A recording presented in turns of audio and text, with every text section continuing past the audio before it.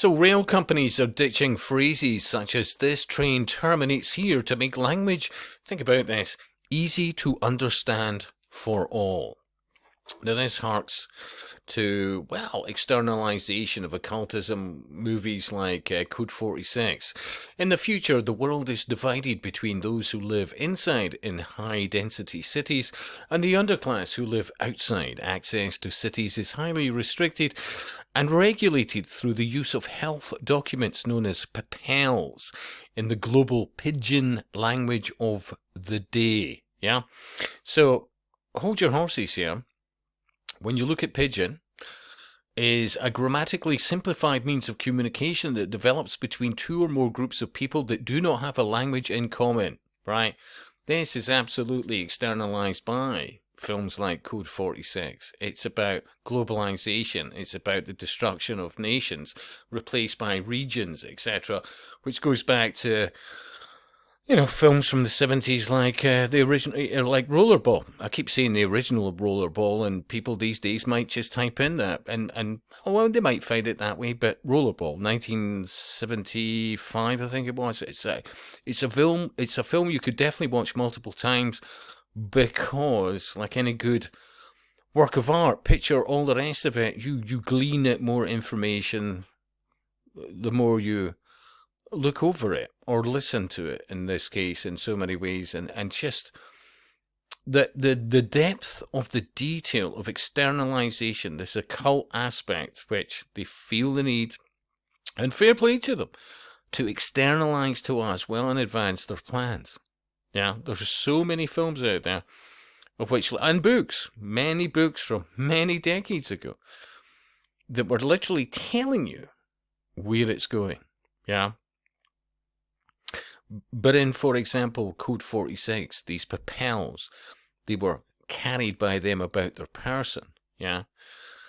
The occultist plan is the RFID chip under the skin. Now, I know we're off at tangents yet again here, but I recently, and I mean the last few days, I'd looked at a thing called Lost in Space. I think it was 2018, 19. 2 or 3 series of it, but oh my god, it's the embracement of the technocracy, collectivism, the needs of the many outweigh the needs of the few, limited resources, blah blah blah. There's always an enemy, perceived or otherwise. Robots can be bad, but they can also be good.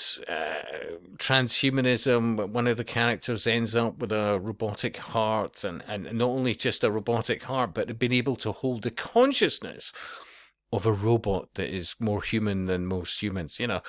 And it's this repetition that you saw in Star Trek with Data and whoever else, you know, and nowadays, what was it? Things like Picard. Oh my God, that's everything from the Golem of Nature to, I mean, the complexity of it all.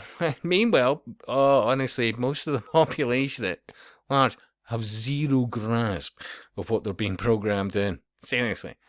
But yeah, this is what this is. It's the dumbing down. And also, let's not forget, I mean, am I wrong here? An awful lot of dinghy surfers are certainly not embracing language.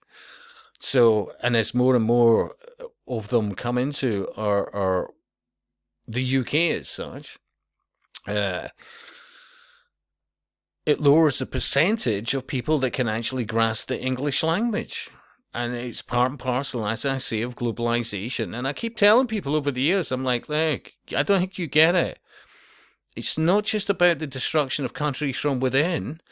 It's also, you're going to get told, and not that far away, look, you can't get a job in this area and we're all global citizens. You need to go to, for example, India or China, because we're all global citizens. It's not just, and I say that with without minimizing what family is. Family is everything, isn't it? It should have been. It was grasped at one stage, to the utter destruction of family and stripping it even locality-wise. Oh, what about my family? Look, you've got Zoom. You've got the internet. You can keep in touch that way. It's about eugenics on steroids. It's about destruction of all our history, everything that has made Western nations so successful for so many hundreds and hundreds of years. It's the utter destruction of it while masquerading as the righteous. That's what it's about. Yeah. Onboard announcements across 3 companies are being altered as bosses think the word terminate is too jargony. The fucking think tank bullshittery about that. Seriously. Yeah. As children, we were told that, look, you've got bus stops and you've got a bus terminus. That's where the bus, it's the end of its route, and it'll either go back through its route, blah, blah, blah, or it will stop there. That's it, It wasn't rocket science. Primary school age children knew this back in the 70s. Yeah. Problematic. Jargony. Yeah, honestly,